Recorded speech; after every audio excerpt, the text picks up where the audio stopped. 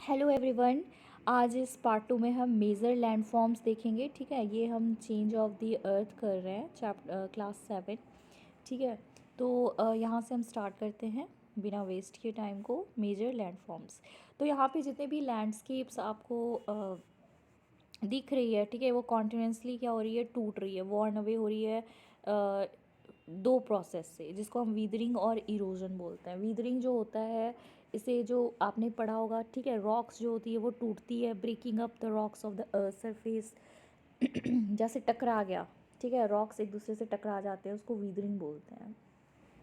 Erosion मतलब होता है wearing away from the landscape by different agents like water, wind and ice. जैसे soil हो गया, सॉयल उड़कर चले गई दूसरी जगह, क्यों टूट के उड़ के चली गई, क्योंकि हवा हो गई, या फिर मान लो वाटर आ गया, उसको उड़ा बहा के ले गया, या आइस हो गई है ना, आइस से वो एक जगह से दूसरी जगह चला गया। तो ये जो होता है ना, एक जगह से दूसरी जगह शिफ्ट हो जाना, हट जाना, वीदरिंग मतलब टूट जाना।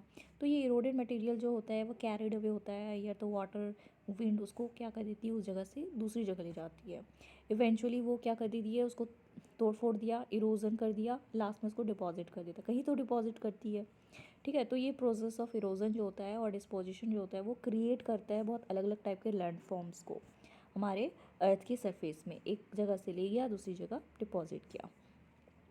रिवर जो होती है, आपको याद रखना है, is a very very important agent जो एक जगह से दूसरी जगह लाती है। इसका काम ही है, ठीक है, बहुत सारे सामान को इकट्ठे कर दो और एक जगह दूसरी जगह, एक जगह से इकट्ठे करो और दूसरी जगह जाके फेंक दो। रिवर्स ऐसा बहुत काम करती है। आप अगर देखोगे ना वीडियोस यूट्यूब में, तो आपको पता चलेगा कि रिवर्स तो बिल्कुल लिविंग थिंग्स जैसे काम करती है ना। पूरा चीज़ जितना भी रास्ते से उठा उठा के, कचड़े वचड़े सब कुछ लेकर जाके कोई और जगह में वो डिपॉजिट कर देती है। तो यहाँ पे उसने क्या करा, वीदरिंग भी करा, है ना, इरोजन भी करा, और लास्ट में जाके उसको डिपॉजिट कर दिया। The running water in the river erodes the landscape. अब ये लैंडस्केप को क्या कर देती है, तोड़ देती है कोई भी रनिंग वाटर। जैसे कि जब भी ग्लेशियर से वाटर निकलती है, ठीक है, कोई भी रिवर निकलती है, तो वो बहुत ही हाई स्पीड में होती है। हम हायर फर्दर स्टडी पढ़ेंगे। ठीक है, तो रिवर जो होती है tumble at steep angle over very hard rocks और down a deep valley side it forms a waterfall. जैसे आप वाटरफॉल में देख रहे हो, तो ये तोड़ तोड़ के क्या कर दी, ये रॉक को तोड़कर क्या कर दिया है, एक वाटरफॉल बना दिया। ठीक है, softer cut off under cut by the power of the water. जितने भी सॉफ्ट रॉक थे ना वो टूट गए, कट गए, और उससे क्या हो गया, एक वाटरफॉल बन गया। तो रिवर की ये काम है। जैसे यहाँ पे आप एग्जाम्पल देखोगे, देयर आर थाउजेंड्स, एक minute, there are thousands of small waterfalls in the world. World में बहुत सारे आपको वाटरफॉल्स देखने को मिल जाएंगे। सबसे हाईएस्ट वाटरफॉल जो है वो एंजल फॉल्स है, जो कि वेनेजुएला में है। और वेनेजुएला कहाँ पर है, तो साउथ अमेरिका में है। अगर अदर वाटरफॉल्स की बात की जाएगी तो नियाग्रा फॉल्स है, जो कि लोकेटेड है कनाडा एंड यूएसए की बॉर्डर में आपको दिखेगी। ठीक है, क्या दिखेगा, यूएसए एंड कनाडा के बॉर्डर में Niagara false. Canada and USA की बॉर्डर में। नॉर्थ अमेरिका जो है वहाँ पे आपको विक्टोरिया फॉल्स दिखेंगे on the borders of Zambia and Zimbabwe in Africa. याद रखना आप, ठीक है, ये फॉल्स काफ़ी इंपॉर्टेंट फॉल्स हैं। यहाँ पे आपको नायग्रा फॉल्स की एक ग्लिम्स मिलेगी। ठीक है, ये फोटोज़ आप देख लो, बहुत ही सुंदर है। ठीक है, तो ये हमने देख लिया। ठीक है, नायग्रा फॉल्स का भी फोटो देख लिया। तो as the river enters the plain it twist and turn forming large bends known as meanders. अब आपको याद रखना है ना, मियांडरिंग करती है ये रिवर जो है, मियांडर करती है, यानी कि स्नेक जैसे, जैसे स्नेक जो नहीं होते हैं, देखो ये मियांडर, इसको मियांडर बोलते हैं। ठीक है, स्नेक जैसे चलती है। तो रिवर जो होती है ना, ये जब स्लो हो जाती है, जब ये प्लेन में आती हैं, तो ये ट्विस्ट एंड टर्न करती हैं और फॉर्मिंग करती हैं एक लार्ज बेंड्स, जिसको हम मियांडर बोलते हैं। बिल्कुल सांप जैसी चलेगी, और ये बहुत कॉन्टीन्यूस होती है। ठीक है, लगातार चलेगी, और ये इरोजन और डिस्पोजिशन करती चलेगी अपने मेंडरिंग करते वक्त। The ends of the meander loop come closer and closer. ठीक है, जैसे इसकी मेंडर जब ख़त्म हो जाती है ना, उस लूप में आपको दिखेगा ये पास पास में क्या करती है, ये और लूप बना दिए। देखो ये लूप्स हो गए। तो ये लूप्स जो होती है, फिर लास्ट में यहाँ डिपॉजिट करने से क्या हो जाता है, वो लूप कट जाती है, और वो कट जाने के बाद फिर वो वहाँ पे कट ऑफ लेक बन जाता है, यानी कि ऑक्सबू लेक बोलते हैं ये वाला, ये ऑक्सबू लेक है। ठीक है, ये छोटा सा कट गया, यहाँ पे इतनी डिपॉजिशन कर दिया कि बेचारा अलग ही हो गया। तो रिवर यहाँ पे दो काम कर रही है, काट छाट भी कर रही है और साथ में डिपॉजिट भी कर रही है। At the times the river overflows its banks, this leads to the flooding of the neighboring areas. अगर मान लो बैंक में बहुत सारी जो रिवर है ना, बहुत सारी पानी लेकर आ गए बहुत स्पीड में, और इसने ओवरफ्लो कर दिया अपने बैंक्स को, तो यहाँ पे क्या हो जाता है, फ्लड आ जाता है इसके आसपास के एरियाज़ में। As it floods, it deposits layers of fine soil and other material called sediments along its bank. तो ये बहुत सारा डिपॉजिट भी कर देता है, बहुत सारे जो चीज़ें लेकर वो कहाँ कहाँ से उठा उठा कर लेकर आया है ना, फाइन सॉइल्स और बहुत सारे मटेरियल्स, सेडिमेंट्स को, ठीक है, बैंक में जाकर डिपॉजिट कर देता है। तो इससे क्या होता है, formation of A flat fertile flood plain, ठीक है, बहुत फ्लैट और बहुत फर्टाइल फ्लड प्लेन का यहाँ पे फॉर्मेशन होता है। और इसे रेज्ड बैंक्स को हम क्या बोलते हैं, लिवीज़ बोलते हैं। ये जो आप देख रहे हो ना, ये ऑरेंज ऑरेंज ऑरेंज, ये लेवीज़, सॉरी, ये जो ऊपर में जो बॉर्डर दिख रही है ना, ये लेवीज़ है, ऊपर थोड़ा अपलैंड टाइप का होता है, उसको हम लेवीज़ बोलते हैं। और ये पूरा जो है ये फ्लड प्लेन्स हो गया। As the river approaches the sea, अब ये सी में जाके अप्रोच करने वाली है, तो the speed of the flowing water decreases and the river begins to break up into a number of streams called distributaries. अब ये जब ओशन में आने वाली होती है ना, तो फिर से यहाँ पे नाटक करेगी। ये क्या करते हैं, ये टूटने लग जाती है, ठीक है, एक दूसरे स्ट्रीम में, एक दूसरे स्ट्रीम में, बहुत सारे स्ट्रीम्स में ये डिवाइड हो जाती है, जिसको हम डिस्ट्रीब्यूटरीज बोलते हैं, ठीक है। और इसी को ये इतने सारे बड़े फॉर्म करके इसको हम डेल्टा बोलते हैं। इसके माउथ के सामने आप देखना बहुत बड़ी डेल्टा बन जाती है। The river becomes so slow that it begins to depose its load. अब ये रिवर यहाँ पे बहुत स्लो हो जाती है, और जितना भी उसने जो उठा कर लाया है ना कचरा, ठीक है, जितने भी स्लेट्स, डिपॉजिट्स, ठीक है, ग्रेवल, जितने भी चीज़ें को लेकर आया वो यहाँ पे धीरे धीरे डिपॉजिट करने लग जाती है। Each distributary forms its own mouth. हर डिस्ट्रीब्यूटरी का देख रहे हो आप, खुद अपना एक माउथ है जो ओशन को ज्वाइन करेगा, हर एक का, ठीक है, अपना अलग से वो ज्वाइन कर लेगा दूसरे दूसरे को। The collection of sediments from all the mouths forms a delta. अब यहाँ पे जितने भी इन्होंने कलेक्ट करी है सेडिमेंट्स को, ठीक है, form from all the mouths forms a delta, ठीक है, यहीं पर डेल्टा बन जाता है। ये एक डेल्टा है। आप यहाँ पे डिस्ट्रीब्यूटरी देख रहे हो, ये मेन रिवर है, इसमें बहुत सारी डिस्ट्रीब्यूटरी जाके इधर उधर इधर उधर फैल गए हैं। Work of the sea waves, आप देखो, स्टैक सी आर्क है। The erosion and the disposition of the sea waves gives rise to coastal landforms. अब यहाँ पे देखो, ये जो है ना, ये सी का काम है, ऐसे होल बनाना, ठीक है, ऐसे केव बनाना, सी केव बनाना, स्टैक बनाना। तो ये इरोजन एंड डिस्पोजिशन का काम है। सी वेव्स जो होती है वो उठती रहती है ना कोस्टल लैंडफॉर्म्स में, आपने देखा है सी वेव्स आते हैं बड़े बड़े। तो सी वेव्स कॉन्टिन्यूसली क्या करते हैं, स्ट्राइक करते हैं, बार बार रॉक्स को क्या करते हैं, मारते रहते हैं, मारते रहते हैं। तो इससे क्रैक्स हो जाती है बेचारे रॉक्स में, और टाइम के बाद, इतनी मारने के बाद वो क्या हो जाते हैं, टूट जाते हैं और बड़े बड़े हो जाते हैं। टूटते नहीं हैं, वो बड़े हो जाते हैं, क्रैक्स और ज़्यादा वाइड होने लग जाते हैं। जैसे आप यहाँ पे देख रहे हो, यहाँ पे इतने क्रैक्स मारे कि यहाँ पे सी आर्क बन गया। तो क्रैक्स बड़े हो जाते हैं और फिर हॉलो बन जाता है, फिर केव्स बन जाती है। This is formed on the rocks. देखो रॉक्स में ही क्या हुआ, इतना मारा कि केव ही बन गए, ठीक है। As this cavities become bigger, फिर इतना मारने से फिर वो कैविटी जो होती है, वो होल जो होती है, वो बड़ी बड़ी होती जाती है। Only the roof of the cave remains, ठीक है, ये रूफ जो है, ये बड़ा सा होल हो गया है, रूफ जो है वो सिर्फ बचा है। Only the roof of the cave remains thus forming sea arches, ठीक है, आर्क्स बन गया। Further erosion breaks the roof and the only walls are left. अब देखो यहाँ पे पूरा वॉल्स ही एक खड़ा रह गया, बाकी पूरा रूफ को भी उस रिवर ने, उस सॉरी ओशन ने क्या करा, हटा दिया, पूरा तोड़ फोड़ दिया, है ना। Erosion breaks the roof and only walls are left. These walls like features are called stacks. इसको हम stacks बोलते हैं, ठीक है। ये वाला stack है जो पीछे खड़ा है ना, ये CR का ही stack बन गया है। ये इसको तोड़ तोड़ के पूरा ही ख़त्म कर दिया। अब stack ही आपको देखने को मिलेगा। The steep rocky coast rising almost vertically above sea water is called sea cliff. तो आपको जो एक बहुत ही नोखीला सा रॉकी कोस्ट दिखेगा, ठीक है, जो राइज कर रहा है एकदम सीधा ऊपर सी वाटर का, उसको सी क्लिफ बोलते हैं, ठीक है।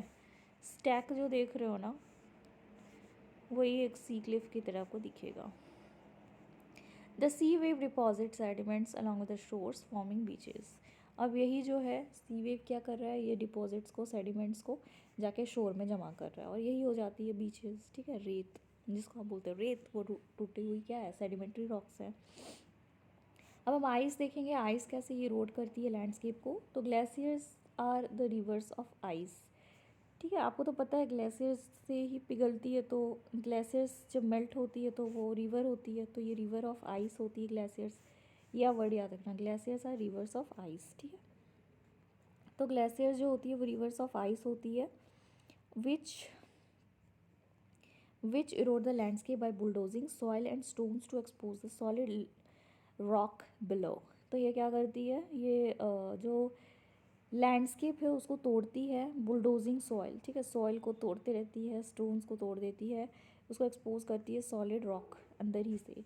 ग्लेशियर्स जो होती है carve out deep hollows there. ठीक है, इतनी प्रेशर देती है ना कि वो हॉलोज वहाँ पे बन जाती है ग्लेशियर्स के थ्रू। As the ice melts they get filled up with water and become beautiful lakes. तो फिर यहाँ पे जैसे जो आइस मेल्ट हो जाएगी तो फिर उसमें वाटर भर जाती है, तो एक ब्यूटीफुल लेक बन जाता है, मतलब एक छेद बना देती है ना, एक होल बड़ा सा बन जाता है। तो उसको तोड़ तोड़ तोड़ के वो आइस में ही इतना तोड़ तोड़ के कर देती है, तो वो बाद में फिर पानी जमा रहता है। फिर मान लो पानी वो मेल्ट हो जाएगा ना, आइस मेल्ट हो जाएगा, तो फिर वहाँ पे लेक बन जाता है बहुत सुंदर सा। As the ice melts they get filled with water and become the beautiful lakes in the mountains. ठीक है, माउंटेन्स में बात हो रही है। तो ये जो material carried by the glaciers, जो मटेरियल जो ग्लेशियर कैरी करती है उस, जैसे कि रॉक्स हो गए बड़े छोटे, सैंड स्लिट्स हो गए, वो डिपॉजिट हो जाती है। तो ये डिपॉजिट को हम ग्लेशियल मोरैंस बोलते हैं। ठीक है, ये सेडिमेंट्री को हम क्या बोलेंगे, जो ग्लेशियर्स उसको ला रहे हैं तो उसको ग्लेशियल मोरैंस बोलते हैं। ये आप याद रखना, ग्लेशियल मोरैंस किसको बोलते हैं, ग्लेशियल मोरैंस वो मटेरियल्स को बोलते हैं जो ग्लेशियर उसे उठा कर लाता है। बड़े बड़े रॉक्स, बड़े बड़े या छोटे छोटे रॉक्स जो होते हैं, ये सैंड हो गए, स्लिट हो गए, उसको डिपॉजिट कर देता है। उसी डिपॉजिट को हम बोलते हैं ग्लेशियल मोरैंस। यहाँ पे आपको ग्लेशियर दिख रहा होगा, this is glacier. Work of wind. ठीक है, हम एजेंट्स के बारे में पढ़े, हमने रिवर पढ़ लिया, ग्लेशियर पढ़ लिया, अब विंड पढ़ते हैं। Have you ever visited a desert, आपने कभी डेजर्ट को विजिट किया है। कुछ पिक्चर्स ली है आपने सैंड ड्यून्स की। देखो ये वाला एक पिक्चर है जहाँ पे आपको उठा उठा चीज़ दिख रहा है ना, एलिवेटेड सैंड में, ये इसे हम ड्यून्स बोलते हैं। ठीक है, an active agent of erosion and disposition of the desert is wind. सबसे ज़्यादा आपको डेजर्ट में जो सबसे एक्टिव एजेंट आपको मिलेगा, क्योंकि डेजर्ट में आपको रिवर तो मिलती नहीं है देखने को, आइस भी नहीं मिलेगी, तो सबसे एक्टिव क्या बचा, हवा बचा। तो हवा जो है सबसे क्या है, एक्टिव एजेंट है इरोजन एंड डिस्पोजिशन का काम करने के लिए। डेजर्ट्स में आप देखते हो रॉक्स आपको दिखेंगे। ठीक है, मशरूम के शेप्स में रॉक्स होते हैं, इसलिए हम उनका नाम उसका मशरूम रॉक्स रखें, क्योंकि मशरूम जैसे दिखते हैं। विंड्स इनको क्या करते हैं, एरोड करते हैं, तोड़ना शुरू कर देते हैं। इनकी जो लोअर सेक्शन ऑफ रॉक है ना, ज़्यादा ये तोड़ते हैं अपर पार्ट से, तो इनकी लोअर सेक्शन में देखना है पतली सी रहेगी और ऊपर जो होती है वो बड़ी रहती है, तो इसलिए ये मशरूम टाइप का शेप बन जाता है। Therefore such rocks have narrower base and wider top. तो आप देखना पतला होगा नीचे का बेस और ऊपर रहेगा टॉप जो होगा वो चौड़ी रहेगी, बहुत वाइडर रहेगी। जब विंड ब्लो करती है ये lifts and transport sand from one place to another, ये इसको बोलते हैं सैंड इरोजन। एक सैंड को दूसरी जगह ले गया, तो ये हो गई ट्रांसपोर्टेशन। जब ये स्टॉप हो जाए, तो when it stops blowing the sand falls and get deposited in low hill. ठीक है, तो ये डिपॉजिट कर रहा है लाइक स्ट्रक्चर्स, तो सैंड ड्यून्स बन जाते हैं। ये देखो, ये विंड का काम है। ठीक है, ये कम्प्लीटली विंड की काम है, तो ये सैंड ड्यून्स बना देते हैं। जब विंड ब्लो होना बंद हो जाए तो सैंड क्या हो जाती है, sand falls and get deposited in low hill. ठीक है, लो हिल में डिपॉजिट हो जाती है, तो ये सैंड ड्यून्स बन जाते हैं। When the grains of sands are very fine and light, जब बहुत पतली उसी हो और बहुत हल्की ग्रेन हो, ठीक है, सैंड की, तो विंड जो होती है उसको क्या करते हैं, बहुत दूर दूर डिस्टेंस तक उड़ाते चले जाते हैं बेचारे, उड़ते उड़ते उड़ते बहुत जगह, बहुत ही दूर दराज में ये डिपॉजिट हो जाते हैं, लार्ज एरियाज, तो उसको हम लोएसिस बोलते हैं। याद रखना, बहुत दूर जाते हैं, लॉस हो जाते हैं, ऐसे आप याद रखना। When such sand is deposited in large areas, ठीक है, बहुत बड़े बड़े एरियाज में जाके डिपॉजिट हो जाएंगे, उसको लोएस बोलते हैं। Large deposits of loess is found in China. आपको बहुत सारे लॉयस जो देखने को मिलेगा ना वो चाइना में मिलता है। ठीक है, तो आपको याद रखना है लॉयस होता है। तो यहाँ पे कुछ क्वेश्चंस हैं, why do the plates move, plate क्यों मूव करता है, क्योंकि मैग्मा है ना, अंदर क्या है, मोल्टेन स्टेट है, ठीक है, तो इसलिए प्लेट्स मूव करते हैं। What are exogenic and endogenic forces, हमने पढ़ा था। एंडोजेनिक मतलब होता है जो अंदर से कोई भी वाइब्रेशन मूवमेंट्स हो जाए तो हम उसको एक्सोजेनिक बोलते हैं, सॉरी एंडोजेनिक बोलते हैं, और जो बाहर से आपको जो चेंजेस दिख रही है उसको एक्सोजेनिक, ठीक है। एक्सो मतलब होता है बाहर, जेनिक मतलब था ओरिजिन, बाहर से जो चीज़ का ओरिजिन हो रहा है, और एंडो मतलब अंदर से जो ओरिजिन हो रही है, जैसे वोल्केनो हो गया, अर्थक्वेक हो गई, ये सब एंडोजेनिक हो जाएगा, काफ़ी सडन होती है। एक्सोजेनिक जो है बाहर का हो गया, जैसे रिवर, विंड हो गई, है ना, ये सब एक्सोजेनिक होगा। ग्लेशियर हो गई। इरोजन क्या होती है, इरोजन मतलब टूटना होता है ना, कोई चीज़ का टूटना होता है, एक जगह से दूसरी जगह चला गया टूट कर। How are the flood plains formed, flood plains कैसे फॉर्म होती है, ये चीज़ आपको मैंने बता दिया था, है ना। रिवर जो होती है वो चल चल के आती है, बहुत सारे डिपॉजिट स्लिट्स करते हैं, है ना, तो प्लेन्स फॉर्म्स होती है, काफ़ी फर्टाइल होती है।